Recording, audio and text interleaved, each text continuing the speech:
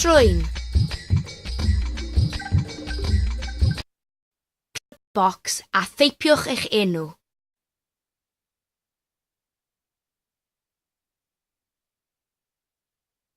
I ffwrdd â ni. Gennym 1 trwyn a 2 ffroen. Rydym yn defnyddio ein trwyn i arogli. Pan anwyd, rydym yn chwythu ein trwyn. Chi lusgo 3 o bethau yr ydych yn hoffi eu harogli i'r llun. Blwy, pewr, blodyn, mewn. Creu fy adran fideo. Gwyd fideo. Atebwch y cwestiwn. Ni.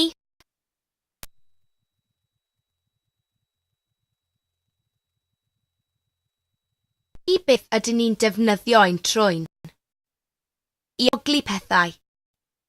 Ardderchog.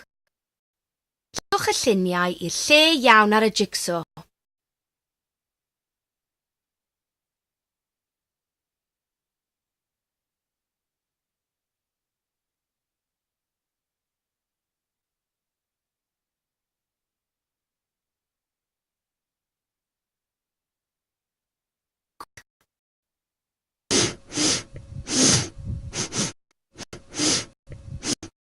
Ardderchog.